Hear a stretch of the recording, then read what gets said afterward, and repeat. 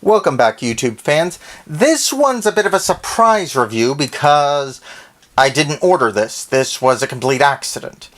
Eaglemoss accidentally sent this to me, and it's apparently mine now because they don't want things shipped back to them or pay for labels. So, I've got the U.S.S. Vengence from Star Trek Into Darkness. I don't know how to feel about this ship. I mean, I like getting something for free. I mean, don't get me wrong, but the Vengence was one of the ships I was on the fence on, and I eventually decided not to get it, which is how this whole I got it for free thing happened. They didn't see the email, or someone didn't mark it properly. I pointed it out, found the email, showed it to them, and they said, "Oh, our bad, keep it." So I got a $40 or more item for nothing. Good luck, I guess. But anyway, as you can see, it comes with the book, shows it off. I do not like the Abrams-inspired designs like this. I don't think they work well.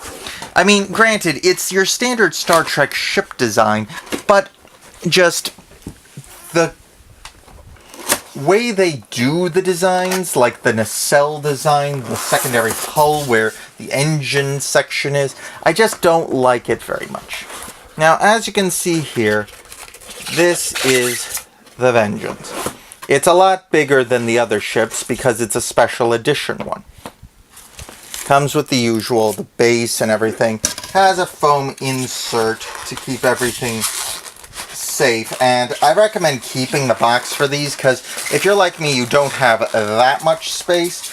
And occasionally you're going to want to switch things around. It also makes it good for just packing things away. I just don't recommend it not being kept for those reasons. Now, as you can see, it's got the usual base part that all of these things do, and you just stick it on like any other Constitution or Galaxy class, or any of the ones that have the classic Star Trek ship design. These two prongs fit around the nacelle section, which is a little tricky to get it in there, as you can see.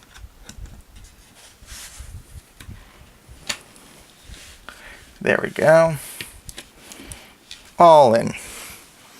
Now, as you can see, the ship's pretty different from the other ones. Lots of exposed parts, including those two big guns that are seen in the show, right below the saucer section by the deflector here and here. It's a little dark, but I hope you can see that a bit better. Now, I don't mind those parts, but the nacelles look really weird, and I'm not a big fan of this bridge in the center of a big hollowed out area. I mean, okay, I understand that it's got basically a transparent window in the front in addition to a view screen, but why would you have that? It's something that I don't understand on Discovery either. I mean, they've obviously got view screen technology because they're able to bring things up on the screen, so why do we put the bridge in a fairly exposed location and a fairly easily targeted one? Especially because this is supposed to be a more military designed ship. It's not supposed to be an explorer, it's meant to be a dreadnought. A big, heavy, mean ship designed to plow through enemy ships. Also, something you should note is there is no hull markings on it. It doesn't have, like, U.S.S. Vengence and a registry number. It's just unmarked, which lends credence to what this ship is. It's a black project, the equivalent of Starfleet going off the rails.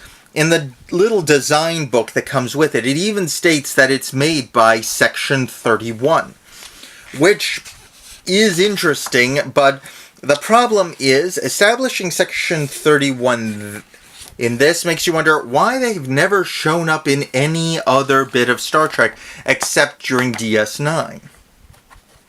Now, you could retcon things like, and which they have in some of the additional stories, that the entire Star Trek 6 plot was done by Section 31 operatives, but it's just one of those things that makes me go, really?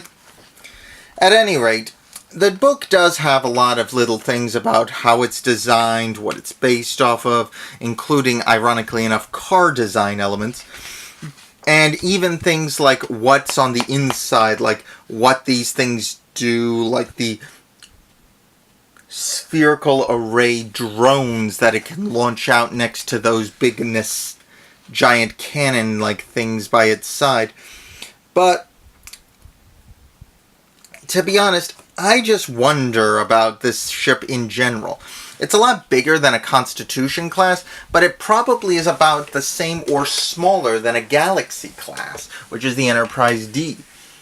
But all in all, it is still a nice ship design for what it is. I mean, I can see this as a Star Trek ship, I just have things that I'm not just as fond of it. If you're really a fan of the Abrams Trek movies, this is something you might want to consider. But if you're not a big fan of Abrams Trek, and you really just don't care for it much, it's something you can easily pass up. I say it's 50-50 either way, 5 out of 10 kind of thing. It's an okay ship, it's nice, but its cost and the fact that it's from Abrams Star Trek just doesn't make me feel that it's really worth how much it costs. But then again, I got this one for free, so, I mean, I'm going to enjoy it. I am not going to look a gift horse in the mouth and say, oh, I'm unhappy because I got it for nothing. But either way, like, subscribe, comment below, and share this video with your friends. And I'll see you next time. Ciao.